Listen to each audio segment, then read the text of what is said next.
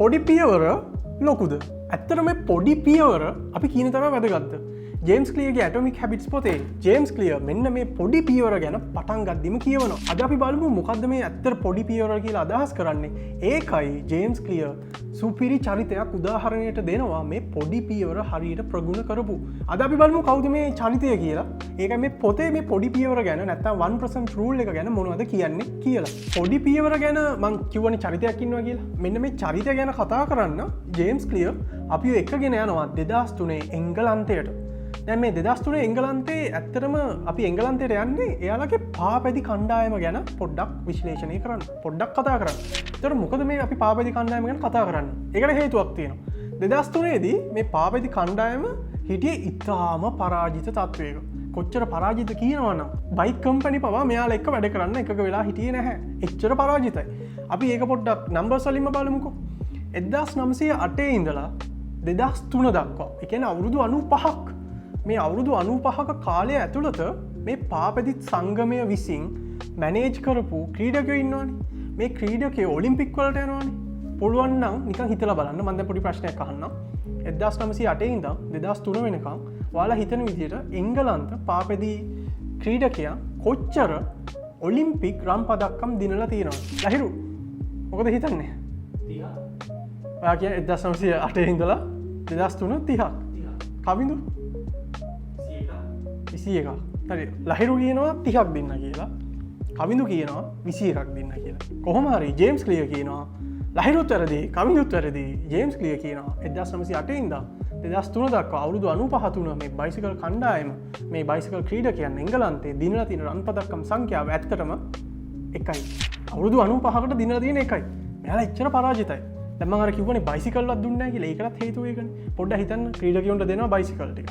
ක්‍රීඩකයෝ bicycle වල පදිනවා. ඊට පරාද වෙනවා. ඊට පස්සේ හිතන්නේ මේ බයිසිකල් වැඩක් නැහැ එහෙම කියලා. ඒ හින්දා එච්චර මේ බයිසිකල් කණ්ඩායම පහතට වැටිලා තිබුණේ. එතකොට දැන් 100ට එක මෙතනට කොහොමද සම්බන්ධ වෙන්නේ? ඒකට හේතුව මේකයි. මම වීඩියෝ එක පටන් ගද්දි කිව්වනේ ජේම්ස් ක්ලියර් සුපිරි චරිතයක් ගැන කතා කරනවා කියලා. එන්නේ සුපිරි චරිතය දැන් තමයි අපේ මේ කතාවට ඇතුල් වෙන්නේ. ඒ සුපිරි චරිතය තමයි ඩේව් බ්‍රේස්ෆෝඩ් කියන කෝච්. හරි. එතකොට 2003 දී මේ බයිසිකල් පාපැති සංගමය මේ ඩේව්ව හය කරනවා. එතකොට මොකද මේ ඩේව්ගේ තියෙන විශේෂත්වය? මේකට ඩේව්ගේ ඇත්තටම විශේෂත්වය තිබ්බේ ඩේව්ගේ දැක්මේ. ඒ කියන්නේ මෙහෙම දැන් සාමාන්‍යයෙන් කෝච් කෙනෙක් මේ වගේ ලොකු නැෂනල් ටීම් එකකට ගත්තම හැමෝම බලන්නේ කොහොමද අපි ලොකුම ජයග්‍රහණයට යන්නේ? කොහොමද අපි රන් පදක්කම දිනන ලොකුම දෙයට යන්නේ? එතකොට අපේ ඩේව් ඇවිල්ලා කරේ වෙනමම ස්ට්‍රැටජි එකක්. අපි ඩේව් බැලුවා මේක හරියන්නේ නැහැ. අපි 100ට එකවල් හොයමු. 100ට එකවල් එකතු කරමු. මෙයා මේකට නමකුත් කිව්වා. ඒ නම තමයි aggregation of marginal gains. එයාගේ ස්ට්‍රැටජි එක උනේ aggregation of marginal gains. හරි. මොකද්ද මේක මෙයා මේ කියන්නේ? මෙයා කියන්නේ aggregation. ඒ කියන්නේ එකතු කිරීම. මොකද්ද මේ එකතු කරන්නේ? of marginal gains. marginal gains කියලා මෙයා සඳහන් කරන්නේ මෙයා මෙතන ඇත්තටම අදහස් කරන්නේ 100ට එක. ඒ කියන්නේ මෙයා කියන්නේ මෙහෙමයි අපි ලොකු ජයග්‍රහණයට යමු. මොකද අන්තිමට මෙයාව හය කරේ ඔලිම්පික් දිනන්නේ නැතුව මේ එක එක ස්ට්‍රැටජි යූස් කරන්න නෙවෙයි. උනාට මෙයා කියනවා හරි. අපි ඔලිම්පික් දිනමු. අපි හැබැයි දිනන්න අපි අර හැමෝම කරනවා වගේ ඔලිම්පික් පදක්කම පස්සේ දුවන්නේ නැතුව අපි 100ට එකේ පස්සේ යමු. අපි 100ට එකවල් හොයලා අපි ওই 100ට එකවල් එකතු කරමු. ඊට පස්සේ මෙයා මෙන්න මේක ඔළුවේ තියාගෙන මෙයා ඇත්තට 100ට එකවල් එකතු කරන්න ගන්නවා. දැන් අපි බලමු මෙයා මොනවද මේ එකතු කරපු 100ට එකවල් කියලා. හරි මේ ඩේව්ගේ 100ට එකවල් පටන් ගත්තේ මෙයා ඇත්තටම බයිසිකලෙන්. මොනවද මෙයා බයිසිකලයට දීපු 100ට එක. මෙයා මුලින්ම බැලුවා බයිසිකල් එකේ සීට් එක දිහා. ඊට පස්සේ කිව්වා සීට් එක තියෙනව නේද? අපි ওই සීට් එක පොඩ්ඩක් රීඩිසයින් කරමු. අපේ ක්‍රීඩකයන්ට පදින්න පහසු වෙන විදියට කියලා. දැක්කනේ පටන් ගත්තේ බයිසිකලෙන් එකටම කරේ සීට් එක රීඩිසයින් කරපු එක. ඊට පස්සේ මෙයා බැලුවා බයිසිකලේ රෝද දිහා. දැන් රෝද වල ග්‍රිප් එකක් තියෙන්න බෑ. ඊට පස්සේ මෙයා කිව්වා අපි මේ ග්‍රිප් එක වැඩි වෙන්න අපි ඇල්කොහොල් යූස් කරමු. ඊට පස්සේ මෙයා එක එක ඇල්කොහොල් ಜಾති බයිසිකල් වල ආලේප කරන්න ගත්තා. ඊට පස්සේ දැන් බයිසිකල් ඉවරුණාන් පස්සේ මෙයා බැලුවා ක්‍රීඩකයන් ගැන. මේ 100ට එක කරන්න මෙයා කරේ එක එක අදින ඒ කියන්නේ ක්‍රීඩකයෝ එක එක කලිසම් අඳිනවා. මේ අඳින ඒවා වල තියෙනවනේ ෆැබ්‍රික් එක. මේ ෆැබ්‍රික් එකත් මෙයා ටෙස්ට් කරලා බැලුවා මොන ක්‍රීඩකයාට මොන ෆැබ්‍රික් එකද ගැලපෙන්නේ කියලා. ඒ විතරක් නෙවෙයි මෙයා ඊට පස්සේ විද්‍යුතයෙන් චාර්ජ් කරපු කලිසම් ගෙනල්ලා ඒවා ක්‍රීඩකයන්ට අන්දලා ඒවට එයාලගේ මසල්ස් රෙස්පොන්ඩ් කරන හැටි තියෙනවනේ ප්‍රතිචාර දක්වන හැටි. ඒ ටිකත් මැනලා බැලුවා අපේ ක්‍රීඩකයෝ කොයි වගේ මසල්ස් ටෙන්ෂන්ස් වලටද ඔරොත්තු දෙන්නේ. හරි අපි ඒකත් අමතක කරමුකෝ. දැන් සාමාන්‍යයෙන් අපි ওই බයිසිකල් පදිද්දි මසල්ස් තෙරපෙනවනේ මේ ක්‍රීඩකයන්ටත් ඕක වෙනවා. අපේ මේ ඩේව් කරේ මේ මසල්ස් තෙරපුනාම ක්‍රීම් එකක් ගන්නවනේ මේ ක්‍රීම් වල වේගයෙන්ම වැඩ කරන නැත්තම් වේගයෙන්ම මසල්ස් තෙරපුම අඩු කරන ක්‍රීම් එක තෝරගත්තා. මෙයා ක්‍රීම් එක ගැනත් හිතලා ඒක තමයි මේ සීයට එක කියන්නේ. එතකොට එච්චරද කළේ නැහැ. මෙයා ඊට පස්සේ ඩොක්ටර්ස් ලාගෙනල්ලා ප්‍රොෆෙසර්ස් ලාගෙනල්ලා මේ ක්‍රීඩකයන්ට අත හොදන හැටි ඉගෙනුවා. ඇයි අත හොදන හැටි ඉගෙනුවේ? මොකද වැරදියට අත හේදුවොත් මේ ක්‍රීඩකයෝ පොඩි රිස්කයක් ගන්නවා අසනීපයක් වෙනවා. අසනීපයක්වත් වෙන්න දෙන්න මේ ඩේව් කැමැත්තෙන් ඉඳලා නැහැ. පොඩ්ඩක් හිතාගන්න අත හොදන්න උගන්වනවා කියද්දි. එච්චර ඩේව් 100 එක ගැන හොයලා. අත හොදන එකත් ඔයාලා නිකන් ඔයකට ලොකු දෙයක් වගේ නම් මේකත් හිතන්න. මෙයා ක්‍රීඩකයන්ට නිදාගන්න හොඳ මෙට්ටයි කොට්ටයි ඒවත් බලලා. මෙයා තමයි 100 එක කියන්නේ. හැමෝම බලද්දි අපි කොච්චර කිලෝමීටර්ස් ගානක් යනවද කියලා මෙයා ක්‍රීඩකයෝ අත හොදන හැටි අඳින එක කොට්ටය මෙට්ටය ඒ ඔක්කොම බලලා. ඊට පස්සේ දැන් ඩේව් ওই ටික විතරක් කරේ නෑ. මෙයා එක ඔයි 100ට කියව අසීමිත ගානක් මං හිතන්නේ 120ක් හරි 30ක් හරි ඔයාලට ඉන්ටර්නෙට් එකේ ගියොත් ඔක්කොම ස්ටෙප්ස් ටික බලා ගන්න පුළුවන්. මෙයා ඔය වගේ දේවල් ඔක්කොම කරලා තියෙනවා. ඊට අමතරව දැන් සාමාන්‍ය තරඟ වලට යද්දි බයික් එක අරගෙන යන්නේ ට්‍රක් එකකනේ. මේ ට්‍රක් එකේ ඇතුළත් මේ ඩේව්ල කට්ටිය සුදු පාටින් පාට කරලා. ඇයි සුදු පාටින් පාට කරලා තියෙන්නේ? බයිසිකලේ ඇතුලේ දාගෙන යද්දි දූවිලි තිබ්බ කියන්නකො. සුදු පාට බිත්ති හින්දා දූවිලි තිබ්බත් පේනවා. ඇයි එතන ප්‍රශ්නේ? මොකද ඔය දූවිලි එක කැටයක් හින්දා බයිසිකලේ පර්ෆෝමන්ස් එක අඩු වෙන්න පුළුවන්. උන් ඕවා තමයි මේ 100ට එක කියන්නේ. පේනවනේ මේ කෝච් 100ට එක ඇප්ලයි කරපු ඇප්ලයි කිරිල්ල. අයි 100ට එක 100%ක්ම දීලා තියෙනවා. මෙච්චර මෙයා මේ 100ට එකට ෆෝකස් කරලා. ඒ කියන්නේ මෙතන අපි 100ට එක කියලා කියන්නේ ඉතාලම කුඩා දේවල්.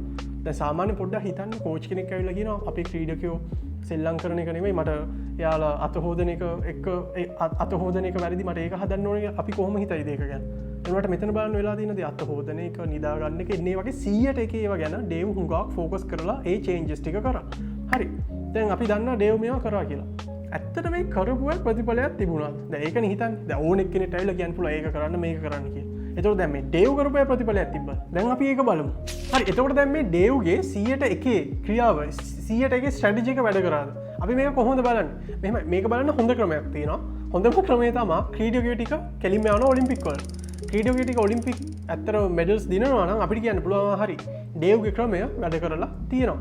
දැන් අපේ ඩේව් ආවේ 2003 නේ. ඊට පස්සේ 2003 ඉඳන් අර අපේ 100ට එකේ ස්ට්‍රැටජි එක ඩේව් කළා. කලිසම් බැලුවා, ෂීට් බැලුවා, අත් හොදන ඒවා බැලුවා, නිදා ගන්න ඒවා ඔක්කොම ටික කරා. ඊට පස්සේ 2008 දී බීජිං වල තියෙන ඔලිම්පික්. ඊට පස්සේ දැන් අපේ ඩේව්ගේ කණ්ඩායම බීජිං වලට යනවා තරඟ කරන්න. පාපැති කණ්ඩායම.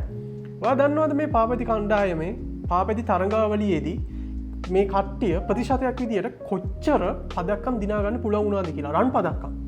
මෙයාලට මුළු ඔලිම්පික් තරඟාවලියේදීම පාපැති වෙනුවෙන් තියෙන මෙඩල්ස් වලින් 160ක් දිනා ගන්න පුළුවන් වෙනවා. මෙඩල්ස් කොච්චර ප්‍රමාණයක්ද මම ඒක ගැන කාල රාමුවක් එක්කම තව පස්සේදී කතා කරන්න. ඊට කලින් මේ ටික පොඩ්ඩක් අපි කතා කරගෙන ඉමුකෝ. ඇත්තට මේක කොච්චර සාර්ථකද කියලා. අපිට එකරම බලන්න කොච්චර සාර්ථකද කියලා. ඊට පස්සේ මෙඩල්ස් ගැන බලමුකෝ. ඊට පස්සේ දැන් 2008 නේ මේ බීජිං වලට ගියේ. ඊට පස්සේ 2012 දී ඔලිම්පික් යනවා කෙලින්ම ඩේව්ලාගේම රටට. UK වලට එංගලන්තයට. ඊපස්සේ 2012 තිබ්බා අපේ ඔලිම්පික් තරඟාවලිය. ඒකටත් ගියා ඩේව්ගේ කණ්ඩායම.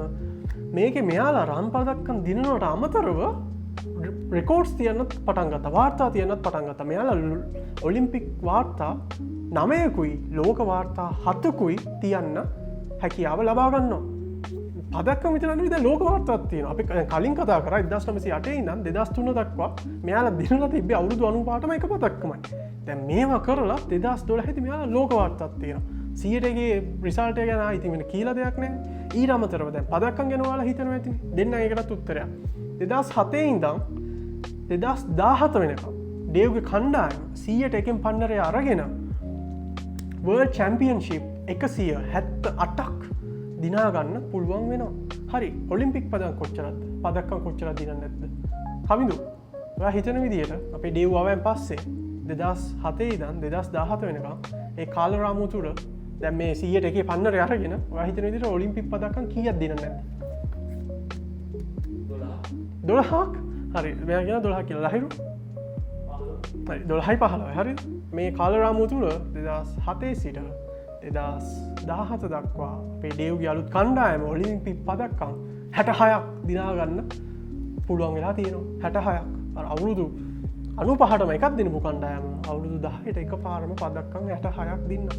පේනවා නේද 100% කරපු දේවල් තිබ්බ ප්‍රතිශතය මෙහෙමයි 100%කට අමතරව හුඟක් දේවල් කරන්න ඇති මේ ඔලිම්පික් ටීම්ස් හුඟක් මහන්සි වෙනවා හුඟක් කැප් වෙනවා ඒක ගැන ඉතින් කතා දෙයක් නැහැ නේ ඒ වුණාට අපේ කෝච් අපේ ඩේව් කතා කරන්නේ අපේ ඩේව් කියන්නේ මේ ජයග්‍රහණයට ඇත්තටම හුඟක්ම උදව් කරේ යාගේ 100% ස්ට්‍රැටජි එක. ඒතර ඒක හින්දාම තමයි අපේ ජේම්ස් ක්ලියර් යාගේ ඇටොමික්ස් හැබිට්ස් පොත පටන් ගන්නෙත් මෙන්න මේ ඩේව් ගැන කතා කරලා. එතනින්ම අපිට තේරෙනවා 100% වැදගත්කම ගැන. ඊට පස්සේ මේ 100% වැදගත්කම අපේ ජේම්ස් අපේ පොතේ කතුවරයා පොඩි ගණිතමය ස්වරූපයකට අපිට දෙනවා. මොකද අපිට බලන්න බෑනේ ඇත්තටම මේක බයිසිකලයට වැඩ කරන්න මේක අපිට කොහොම වැඩ කරයිද කියලා. මේ ගණිතමය ස්වභාවය අනුව මොකක්ද කියන්නේ? අපි ඒකත් දැන් බලමු. හරි මේ ගණිතමය ස්වරූපයට අනුව අපි මේ ජේම්ස් ක්ලියර් කියනවා අපි දවසට 100%ක් මහන්සි වුණොත් අපි වර්ධනය කරගන්න. අපි මොකක් හරි ප්‍රගුණ කරන්න. දවසට 100%ක් මහන්සි වුණොත් අවුරුද්දක් ඒ කියන්නේ දවස් 365ක් අපි 37 වතාවක් 37 ගුණිතයක් 37 ගුණයක් වර්ධනය වෙලා තියෙනවා. ඒ කියන්නේ අපි මෙහෙම හිතමුකෝ. ඔයා දවසට 100% කියන්නේ මොකක්ද? අපි පොත් කියවන එක ගමුකෝ. මෙතන පොත් ගැන කතා කරන හින්දා. ඒ කියන්නේ මෙහෙමයි. දැන් පොත් පිටු ඔයාලට දවසට පිටු 100ක් කියවන්න පුළුවන්. දවසට පිටු 100ක් කියවන්න පුළුවන්. ඒ වුණාට ඔයාලට ටයිම් එක නැහැ. වෙලාව නැහැ. මහන්සි. ওই ප්‍රශ්න තියෙනවනේ. ඒ හින්දා ඔයා දවසට එක පිටුවක් කියවනවා. හරිද?